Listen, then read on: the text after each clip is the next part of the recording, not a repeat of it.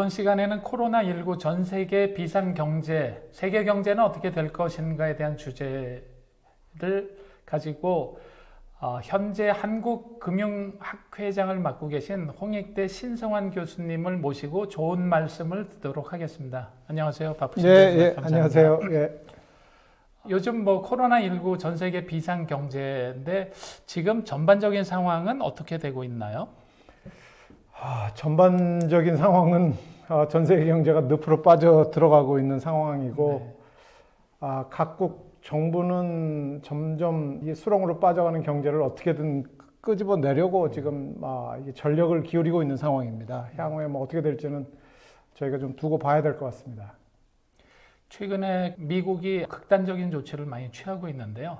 그래서 각국 여러 나라가 다 이 비상 상황에 대해서 여러 가지 조치를 내놓고 있는데 미국이 취하고 있는 그 정책이나 상황에 대해서 조금 평가를 좀 해주시고 우리나라가 좀 가야 될 길이나 어떻게 대처를 하고 있는지에 대해서 말씀을 해주시면 감사하겠습니다.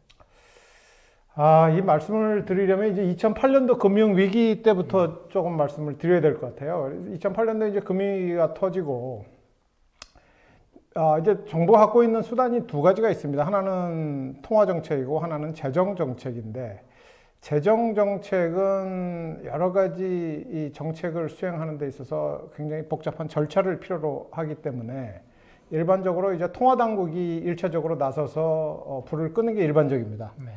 그래서 이제 2008년도 금융위기 이후에 통화당국이 나서서 엄청난 통화량 이 화폐를 찍어내면서 양적 완화를 하고 금리 인하하고 해서 이제 불을 간신히 꺼놓고 그 과정에서 이제 기업들이나 이런 데는 부채가 굉장히 늘어난 상태에서 이번에 이제 코로나 샥이 온 거죠. 그래서 네. 코로나 샥이 오면서 코로나 샥이 이제 실물 경제를 강타를 했습니다.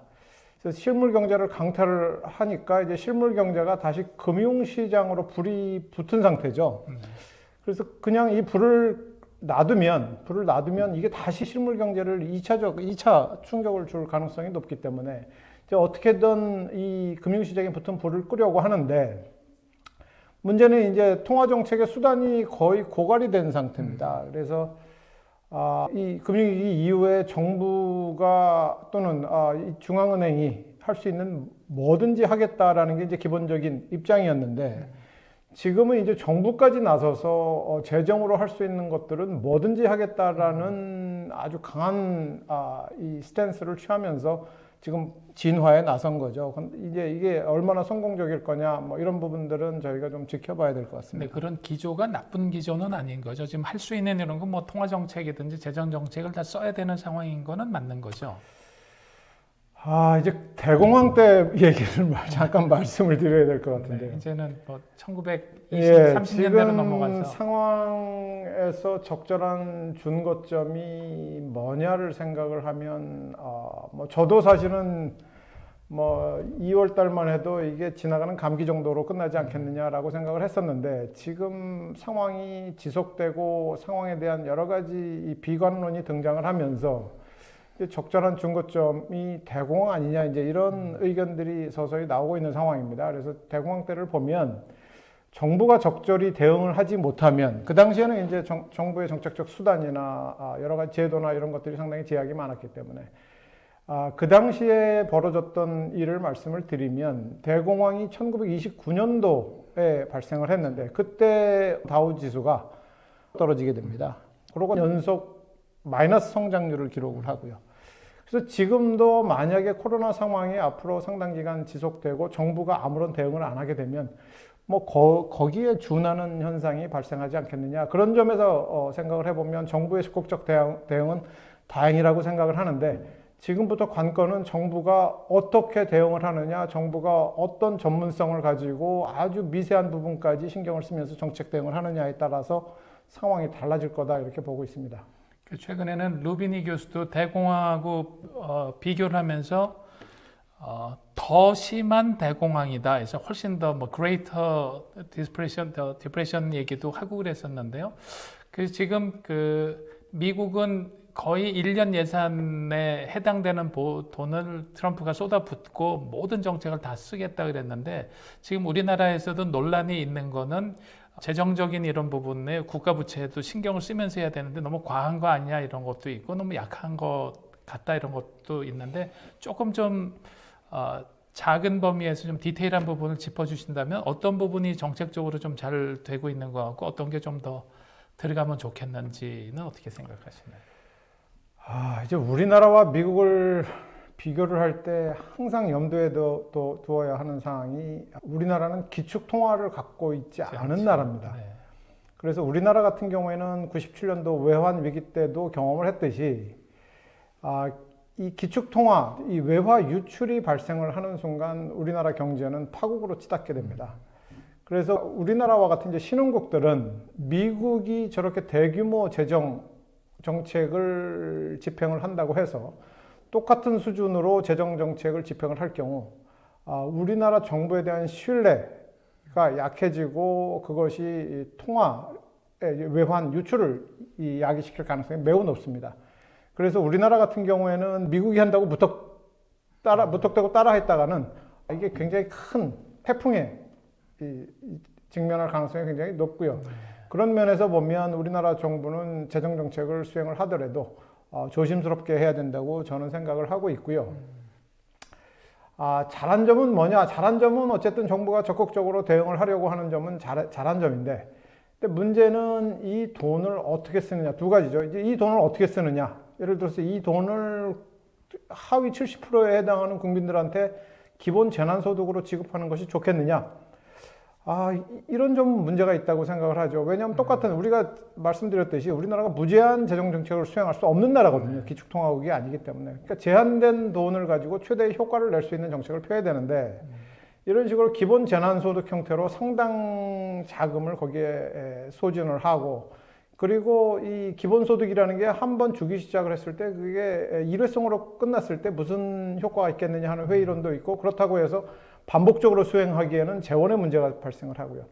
그래서 이 돈을 어떻게 집행하느냐 하는 부분에 있어서 지나친 정치적 고려가 가미되지 않았느냐.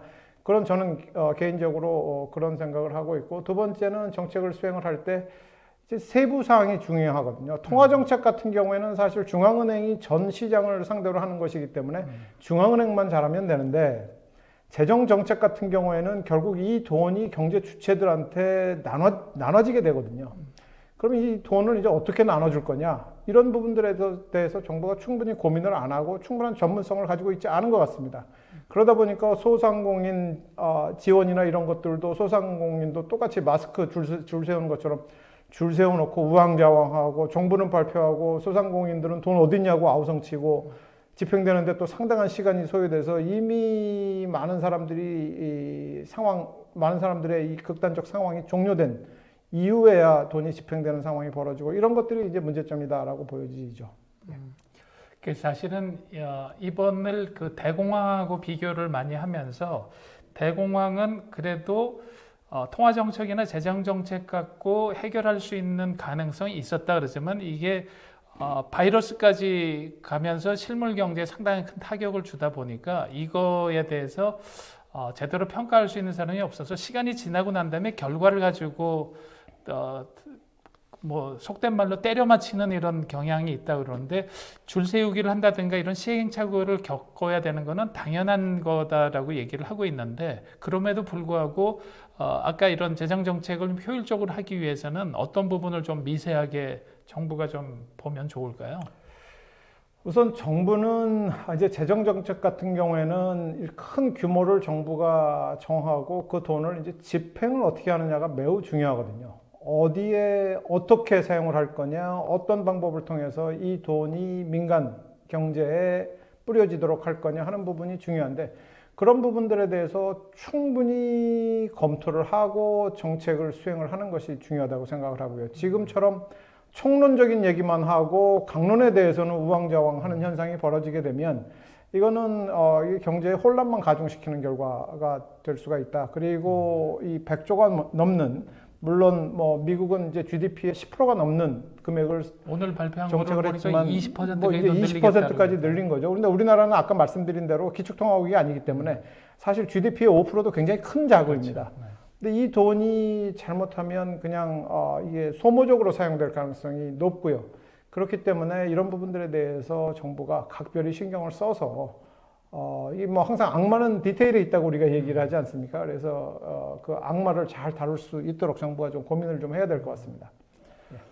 그 사실은 2008년도에 그 글로벌 금융위기 왔을 때 미국이 그 무제한 양적 완화하면서 돈을 상당히 많이 풀었을 때 대부분의 사람들의 전망은 달러화가 그때 벤 버냉키가 헬리콥터 벤이라는 그 별명이 붙으면서 달러가 너무 흔해져서 토일렛 페이퍼로도 안 쓸 거다라고 예측을 하면서 돈을 뿌렸는데 결과론적으로는 그때 달러의 가치가 떨어지지 않았었거든요. 근데 이번에도 마찬가지로 어마어마한 돈을 퍼붓고 있는데 달러의 가치가 오히려 급상승하는, 물론 지금 다시 떨어지기는 했지만 이런 현상은 어떻게 해석을 해야 될까요? 그게 이제 기축 통화의 힘이죠. 그게 이제 달러가 가지고 있는 힘이고, 그게 미국이 갖고 있는 굉장히 큰 이 유리한 점이라고 볼 수가 있겠습니다. 그래서 뭐 간단히 말씀드리면 전 세계를 하나의 경제권으로 보면 미국 달러는 어디서나 통용되는 통화고, 우리나라 원화나 뭐 다른 신흥국 돈들은 그야말로 그냥 지역에서 통용되는 쿠폰입니다. 그래서 이 쿠폰을 남발할 경우에는 문제가 발생을 하지만 통화량이 크게 늘었을 때는 물가가 상승을 하겠지만 지금은 이제 물가 상승도 지금 일어나지 않는 상황이거든요. 여러 가지 이유로. 그렇기 때문에 사실은 이게 이 달러가 많이, 즉 통화량이 크게 늘어난다고 해서 꼭 달러의 가치가 떨어질 거냐, 그런 보장은 없다고 보여지죠. 네. 그래서 지금 달러 세재기 현상, 뭐 최근에 어떤 기사를 보면 캐시 is king, 그래서 거기서 얘기하는 캐시는 오로지 US 달러만 가지고 얘기를 한다 이러는데, 지금 그 개인들 중에서도 국내에서는 달러를 좀 사둬야 된다 이런 얘기들을 많이 하는데, 그 경우는 어떻게 생각을 하시나요? 개인들이 재테크 차원에서 달러를 산다 이런.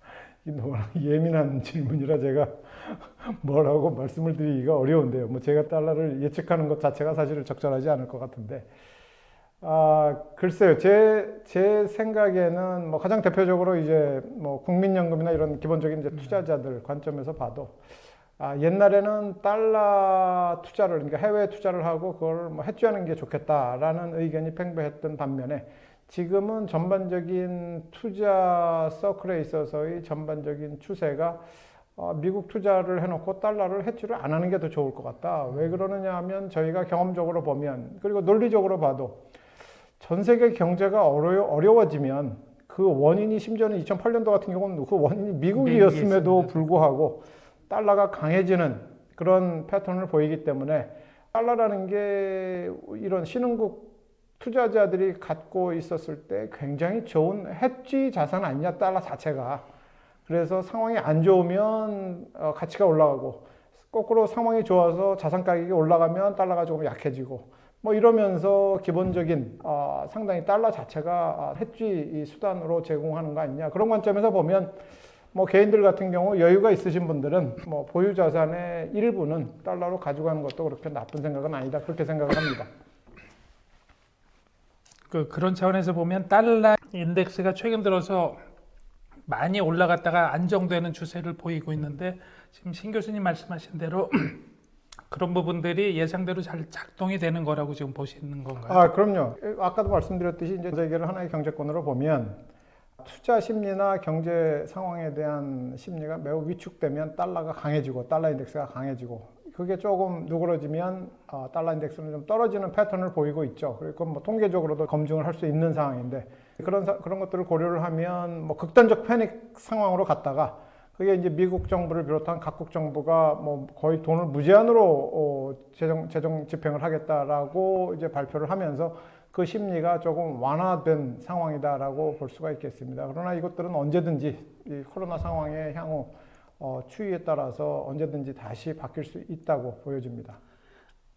얼마 전에 우리나라가 또다시 외환위기가 오는 거 아닌지 상당히 그 공포지수는 높아졌다가 미국하고 통화 수합을 했다고 그래서 좀 안정권에 들어가고 있는데, 그 면에 대해서는 지금 우리나라 달러 보유고하고 스왑해 놓은 정도 갖고 충분하다고 생각이 되시는지 그 부분에 대해서 평가는 어떻게 보시나요?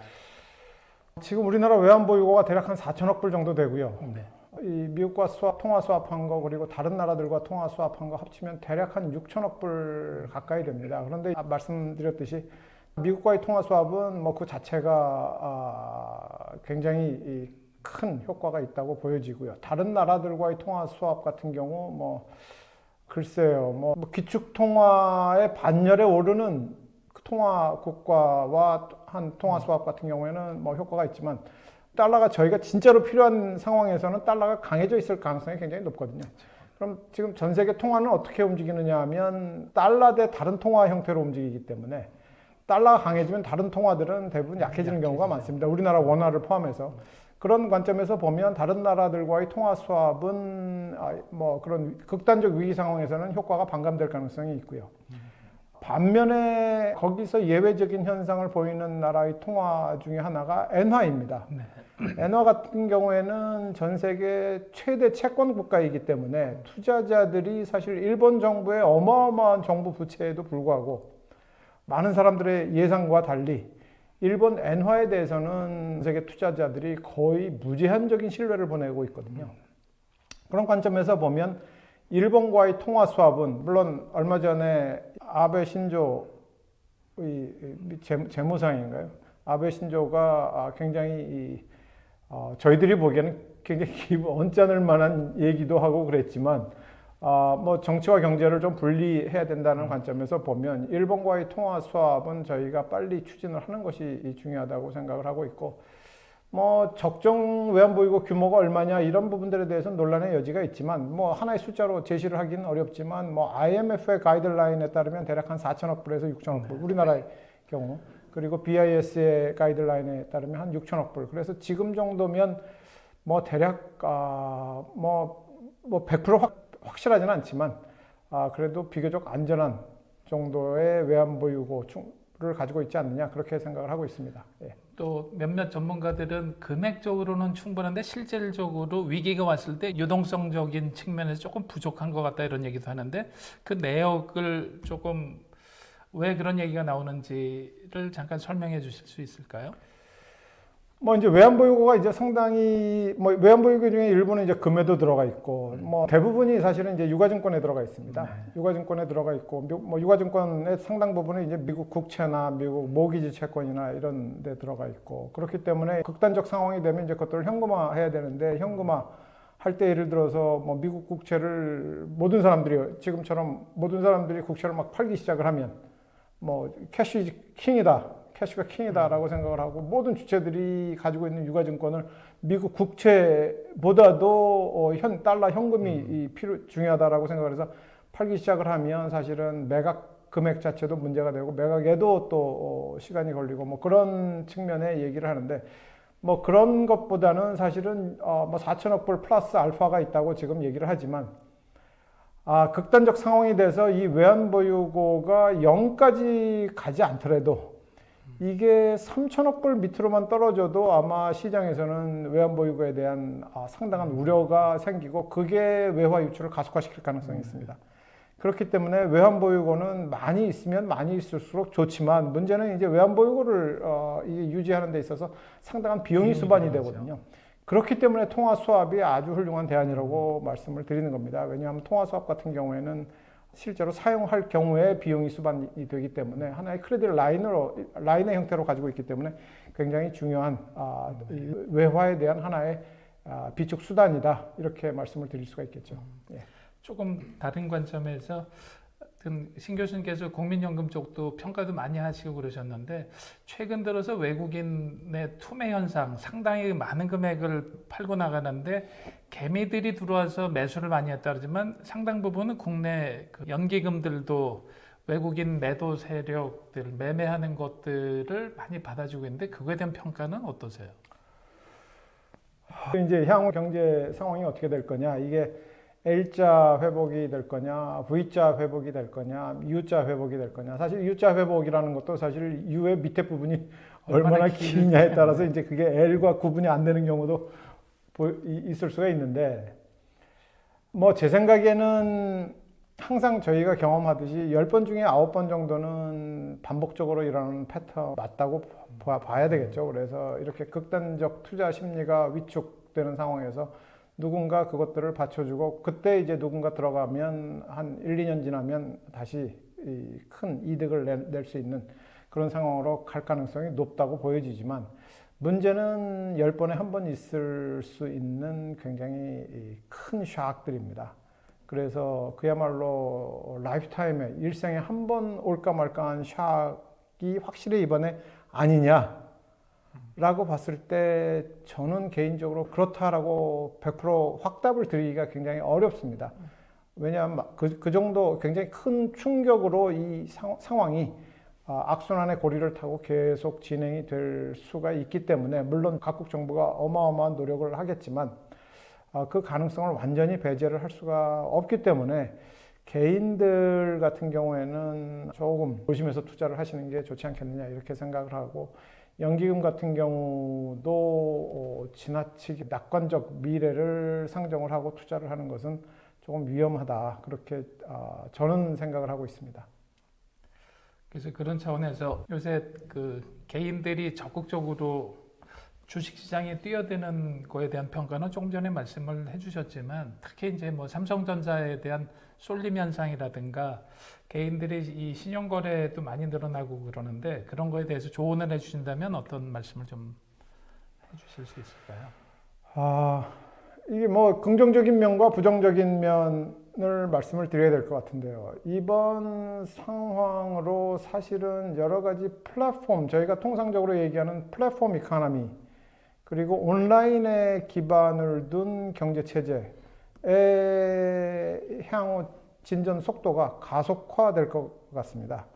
그래서 그렇다 그러면 뭐 삼성전자의 비즈니스 라인에 대한 수요가 증가할 거라고 보여지죠.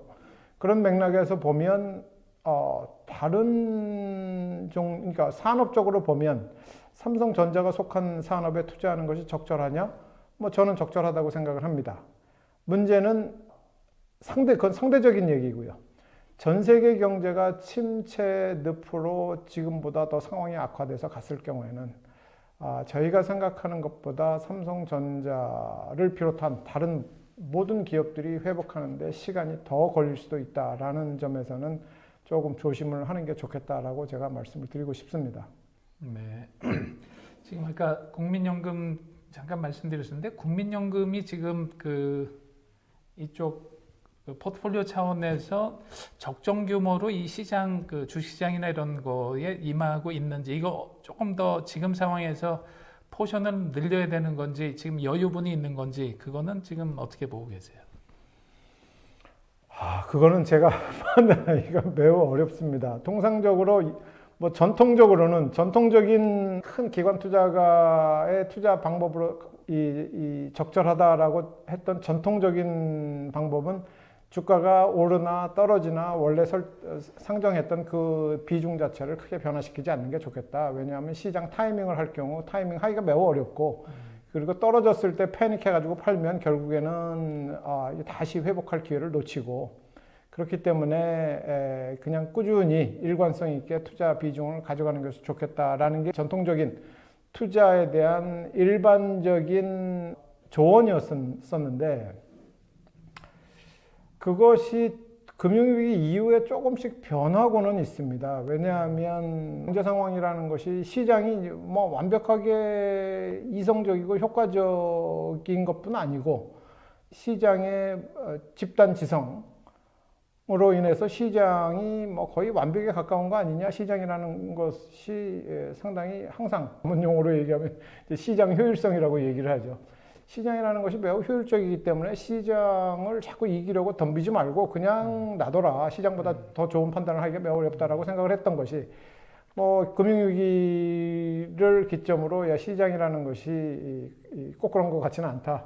이게 군중 다수의 심리가 상당히 쏠림 현상도 있고 그러면서 큰 폭으로 스윙할 가능성이 있고 그런 경우 그것들을 혹시라도 사전에 디텍트를 해서 사전에 탐지를 해서 조금이라도 그 위험을 피할 수 있으면 피하는 것이 좋지 않겠느냐 그리고 위험이라는 것도 상황에 따라서 어떨 때는 위험이 한 10 정도 발생을 했다가 어떨 때는 한 30 정도. 지금은 공포지수나 이런 것들이 매우 올라가 있는 상태거든요. 이런 상황에서는 지나치게 과다한 위험을 택하는 것이 왜냐하면 기존 정도의 주식을 가져갔을 경우 지금 택하는 위험 수준은 과거에 비해서 매우 높은 수준이거든요. 왜냐하면 공포지수가 굉장히 올라가 있기 때문에. 그래서 적절히 이런 시장 상황에 따라서 대응을 하는 것이 좋지 않겠느냐. 그런 쪽의 의견도 이제 조금씩 설득력을 갖고 있는 상황이기 때문에 국민연금 같은 경우 시장 상황을 보고 뭐 배분 비중을 조금 조절하는 것도 제 생각엔 그리 나쁜 생각은 아니지 않느냐. 단지 이제 국민연금이나 이런 기관 투자가들 같은 경우 과거 10년 정도의 기간을 보면 뭐 공통적으로 나타나는 특징 중에 하나가 유동성이 적은 대체 투자라고 지금 저희가 얘기하는 대체 투자 방향으로 투자를 상당히 많이 늘려왔고 늘릴 계획을 가지고 있거든요. 그런데 상황이 이렇게 안 좋은 상황에 대체 투자라는 것은 기본적으로 투자를 한 다음에 문제가 생겼을 때 할 수 있는 게 별로 없습니다. 그냥 기다리는 수밖에 없는데 그런 관점에서 보면 대체 투자의 비중을 늘리는 것에 대해서 조금 조심스럽게 접근을 해야 되는 거 아니냐 그런 생각은 가지고 있습니다. 그래서 그 대체 투자 쪽을 좀 줄이게 되면은 우리나라 같이 대기업 중심에서 스타트업을 통해서 혁신적인 기업을 많이 키워야 되는 차원에서는 오히려 스타트업이나 이런 데가 위기에 빠지기가 쉽다라고 판단할 수가 있는데 이게 상당히 어려운 판단이기는 한데 그럼에도 불구하고 우리나라 같은 기업에서는 이런 그 사모펀드나 벤처 캐피탈에다가 포션을 늘려서 대체 투자를 늘려서 지금 같은 위기를 극복해야 된다 이런 얘기들도 있는데 그 부분에 대해서는 어떻게 평가를 하세요? 저는 기본적으로 시장주의자입니다. 시장주의자이기 때문에 우리나라의 금융정책의 가장 큰 오류 중에 하나도 금융당국의 기본적인 책무는 금융에 대한 올바른 규제거든요. 규제 및 감독입니다. 그래서 규제는 시장을 안정화시키고 금융 소비자들이 이 불합리한 여러 가지 거래로 인해서 피해를 입는 것들을 방지하는 게 규제의 기본적인 목적인데 금융당국이 섣부르게 어떤 특정 산업을 발전시키기 위해서 모험 자본이 부족해서 산업이 발전 못하는 거 아니냐 이런 관점에서 정책을 피게 되면 지금 저희가 겪고 있는 라임 사태나 이런 사태들이 발생을 하는 거죠.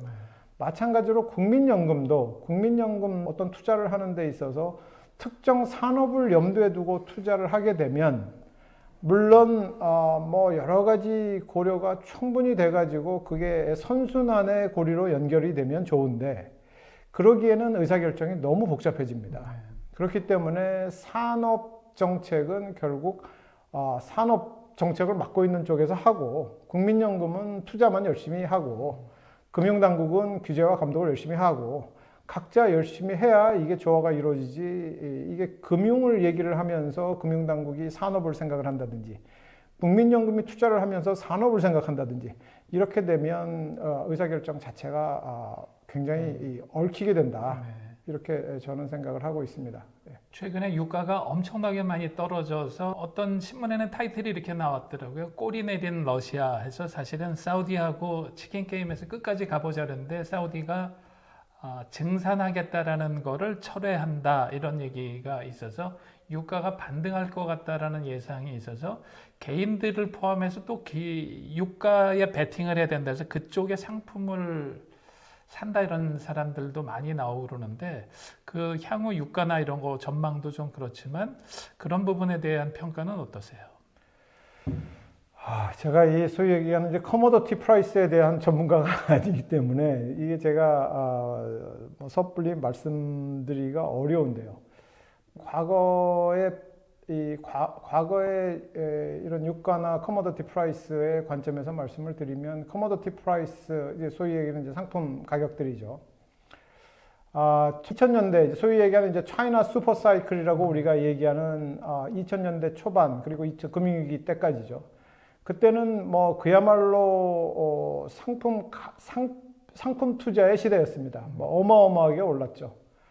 그러다가 2008년 이후에 커머더티 프라이스가 과거 10년 동안 이제 상당히 지지부진했는데 지금 이제 뭐 유가 같은 경우 폭락을 한 상태 아니겠습니까? 그럼 향후 10년 동안 어떻게 될 거냐? 이게 예측하기가 매우 어렵습니다. 어려운데 유가의 관점에서 보면 석유 가격이 다시 과거와 같이 60불, 70불이 되기는 현실적으로 매우 어려운 거 아니냐. 가장 큰 이유로는 기본적으로 물론 이제 이 산유국들, 석유 생산국들이 이 공급을 현저히 줄이면 모르겠는데 현저히 줄이게 되면 그 국가들의 여러 가지 수입의 직격탄을 맞기 때문에 그러기도 굉장히 어려울 겁니다. 그러다 보면 결국에는 공급은 뭐 어느 정도는 통제가 될 가능성이 있겠지만 기본적으로는 수요거든요. 석유에 대한 수요가 급격하게 늘어날 가능성이 있느냐를 보면 지금 경제 상황을 보면 완전히 V자 반등을 하지 않는 한 그리고 그 상황은 저는 뭐 그렇게 높지 않다고 그 가능성 높지 않다고 생각을 하는데 그렇지 않는 한 석유에 대한 수요가 급격하게 증가를 해서 석유 가격을 다시 크게 끌어올릴 상황은 우리가 상정하기 쉽지 않지 않겠느냐 그렇게 저는 생각을 합니다. 그러면 오늘 마지막으로 지금 한국금융학회 회장을 맡고 계신데 그 금융학회에서 요새 관심을 가지고 연구하는 분야나 향후 연구하려고 하는 분야는 지금 세계 경제나 국내 이 상황을 고려해서 어떤 부분에 중점을 두고 계신가요? 뭐 금융학회는 이제 기본적으로 저희가 통상 얘기하는 매크로 금융과 마이크로 금융을 다 같이 다루고 있는데요. 이제 매크로 금융 같은 경우에는 기본적으로는 우리가 한 번도 경험해 보지 못했던 제로 금리 상황으로 국내 경제가 진입을 하게 되는데 이 제로 금리 상황에 지금 코로나 샥까지 온 상태거든요. 이 상황에서 과연 세계 경제가 우선은 세계 경제가 어떤 방향으로 갈 거냐, 그리고 우리나라 경제는 어떤 방향으로 가고 우리나라 경제가 그나마 여기서 선방하기 위해서는 뭘 해야 되느냐 이런 부분들을 저희가 관심 있게 보고 있고요.